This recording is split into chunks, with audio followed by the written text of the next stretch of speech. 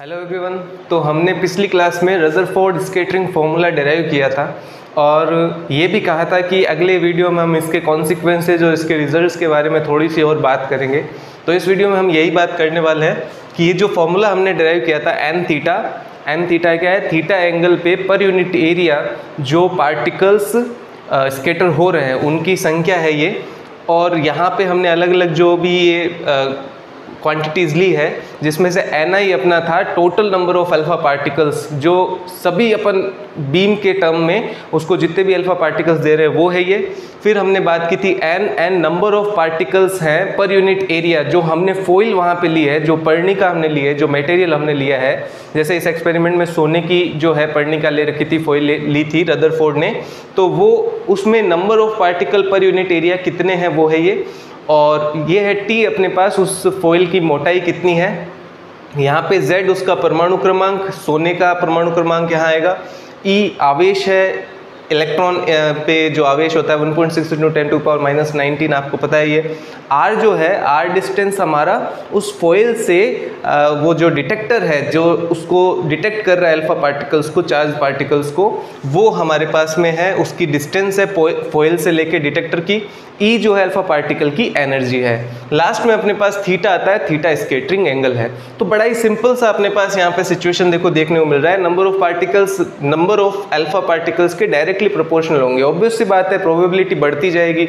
जितने ज़्यादा पार्टिकल्स आपने 100 पार्टिकल्स उस पर इंसिडेंट कराए, फिर आपने 1000 कराए, फिर 1 लाख करवाए, तो उन सारों में नंबर ऑफ पार्टिकल्स जो कि थीटा एंगल पे स्कैटर हो रहे हैं उनका नंबर ऑफ पार्टिकल बढ़ता ही जाएगा, ये हम समझ सकते हैं। And number of particles in per unit volume जो आपका फॉइल लिया है उसमें जितने पार्टिकल्स बढ़ेंगे, ये भी एकदम ऑब्वियस सा आपने को नज़र आ रहा है। अगर उसमें स्कैटरिंग करवाने के जो फैक्टर्स है वो बढ़ेंगे तो ऑब्वियस है फैक्टर ये भी फैक्टर बढ़ेगा। फिर T उसकी मोटाई कितनी है, तो अल्फा पार्टिकल की प्रोबेबिलिटी टकराने की ज़्यादा हो जाएगी अगर उसकी मोटाई बढ़ा देंगे अपन। फिर ZE, तो Z उसका जो है परमाणु क्रमांक है, तो वही है परमाणु क्रमांक आवेश से जुड़ा हुआ है सीधा सीधा। तो अगर आप उस नाभिक का आवेश बढ़ा रहे हैं देन सिंपल सी बात है कि उसमें स्कैटरिंग एंगल बढ़ेगा। अच्छा, नीचे देखो R, डिस्टेंस जितना बढ़ेगा, डिस्टेंस के साथ में अल्फा पार्टिकल जो स्कैटर हो रहे हैं उनकी संख्या कम हो जाएगी।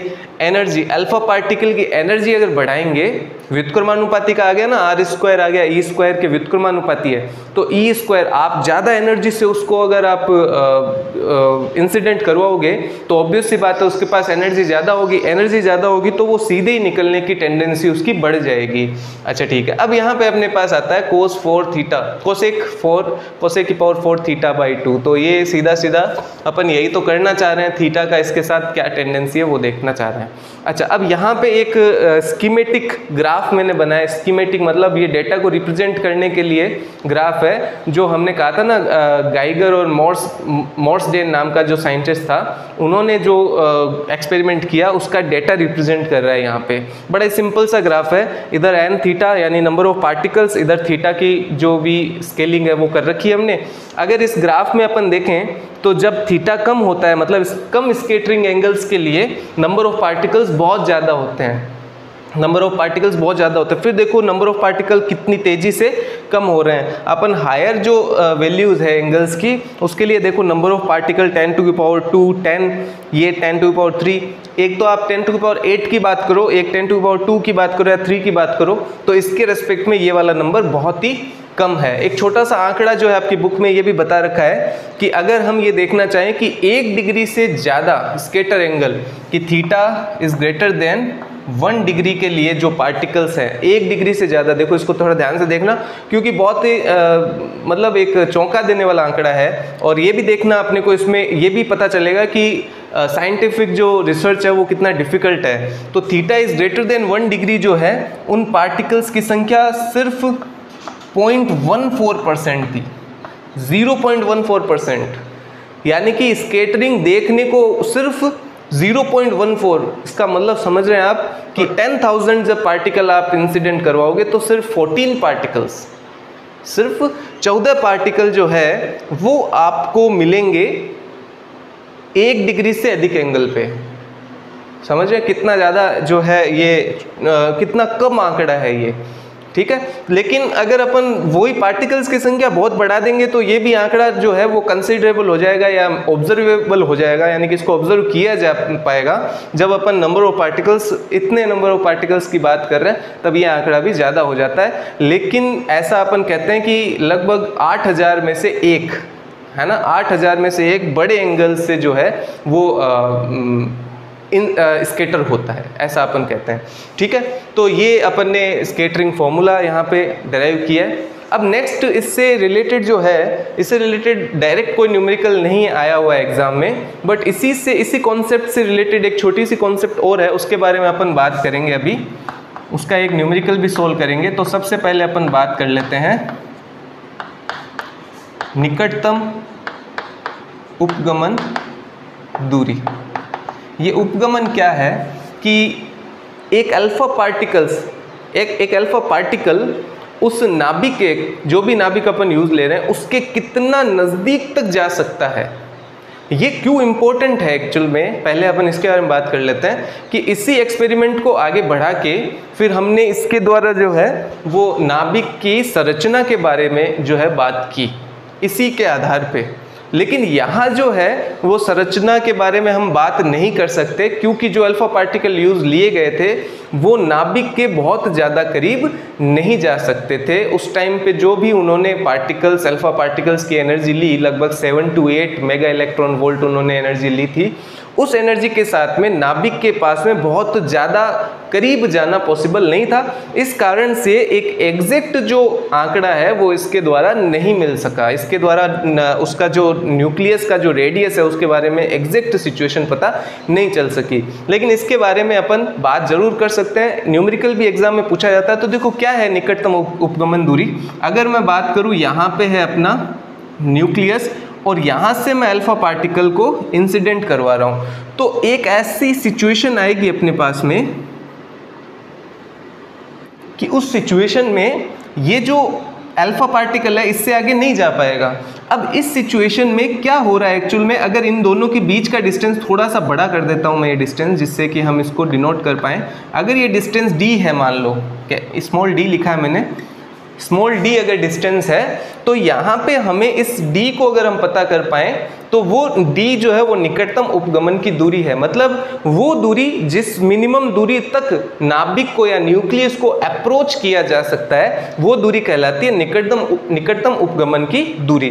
तो ऐसा क्वेश्चन आता है कि इतनी एनर्जी का पार्टिकल है अल्फा पार्टिकल और इस नाभिक के लिए निकटतम उपगमन की दूरी पता कीजिए। तो उसके लिए देखो कॉन्सेप्ट बड़ा ही सिंपल है। हम ये जानते हैं कि भाई ऐसी सिचुएशन में जबकि फोर्स फील्ड में हम मूव कर रहे होते हैं तो उस जगह पे हमारे पास दो तरह की एनर्जीज पार्टिकल में होती है, एक पोटेंशियल यानी कि स्थितिज ऊर्जा और दूसरी काइनेटिक यानी कि गतिज ऊर्जा। तो हमने मान लो इसको ई गतिज ऊर्जा के साथ में इधर से फेंका, ई गतिज ऊर्जा के साथ इसको इधर स्केटर करवाने के लिए बॉम्बार्ड किया हमने। तो इस टाइम इसकी एनर्जी थी ई को मैं लिख लेता हूँ हाफ एम वी स्क्वायर, इसकी v वेलोसिटी के हिसाब से। अब जैसे जैसे ये पार्टिकल आगे जाएगा वैसे वैसे इसकी काइनेटिक एनर्जी धीरे धीरे जो है वो पोटेंशियल एनर्जी में कन्वर्ट होती रहेगी। क्यों? क्योंकि ये धीमे होगा ना, धीरे धीरे ये स्लो होता जाएगा क्योंकि इसको यहाँ रिपल्शन फील होगा। तो रिपल्शन जिस तरह से अपन ने पोटेंशियल वेल पढ़ा था ना फर्स्ट ईयर में, तो उसमें अपन ने ये कहा था कि अगर फील्ड में कोई पार्टिकल मूव कर रहा है तो वो नीचे सबसे नीचे वाली पोजीशन में जब है वो है तब उसका काइनेटिक एनर्जी मैक्सिमम है, पोटेंशियल एनर्जी जीरो है। जब हमने उसको एकदम ऊपर लेके छोड़ दिया तो यहाँ पे उसका पोटेंशियल एनर्जी मैक्सिमम है और काइनेटिक एनर्जी जीरो है। तो यहाँ से जब उसने मूव किया ये मैक्सिमम काइनेटिक एनर्जी फिर ये मैक्सिमम पोटेंशियल एनर्जी, ऐसा सिचुएशन क्रिएट किया था ना अपन ने।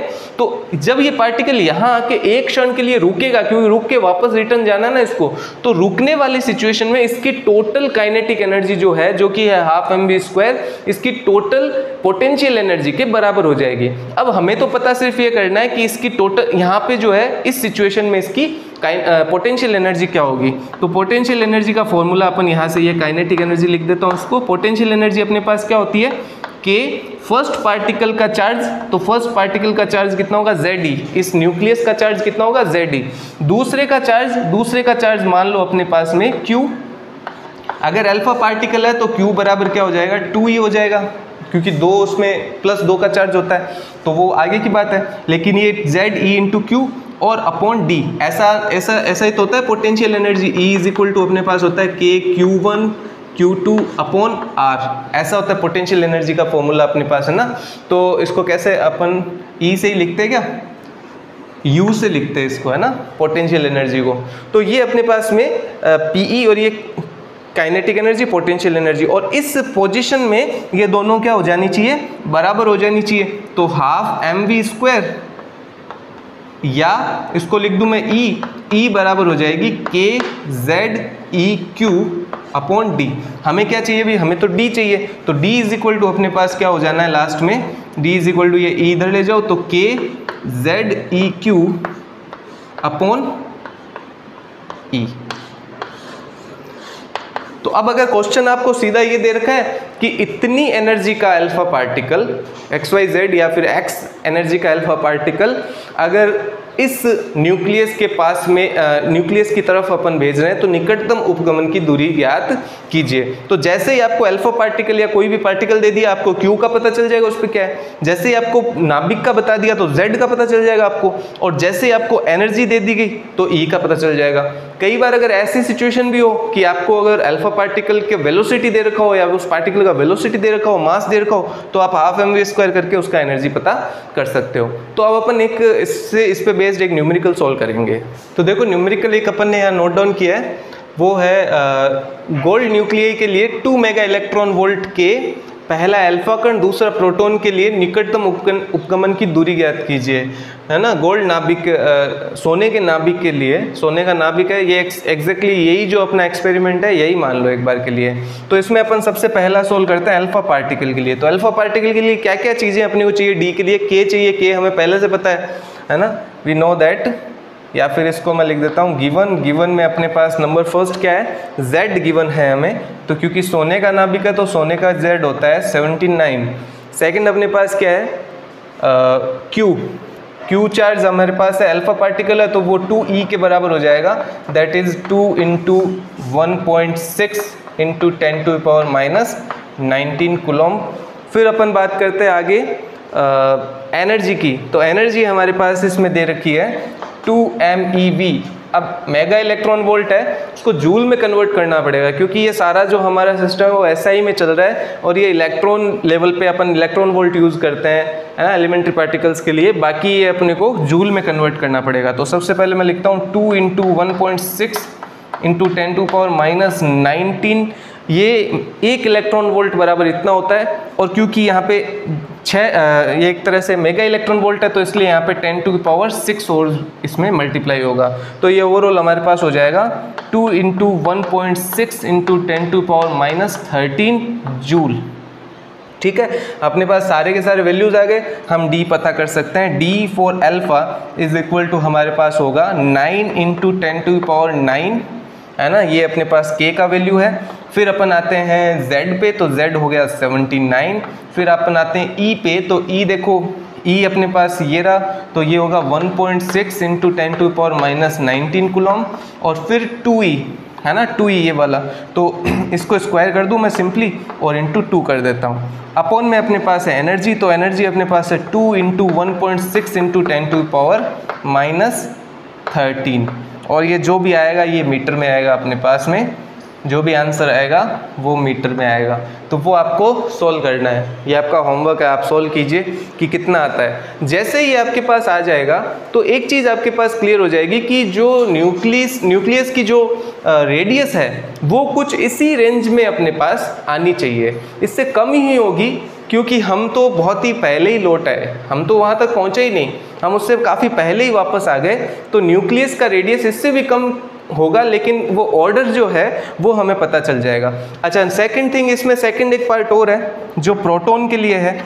आई थिंक उसको बताने की आपको ज़रूरत नहीं है, क्योंकि प्रोटॉन में सिर्फ उसका चार्ज चेंज हो जाएगा, बाकी सेम टू सेम ही रहेगा। तो लगभग आपको सेम ही रिजल्ट दोनों के मिलने वाले हैं। तो ये दोनों पार्ट आप करना, इसके रिजल्ट्स बताना आप कितने आए। वो अपना नेक्स्ट वीडियो जो है वो रहेगा सेमी इंपिरिकल मास फॉर्मूला।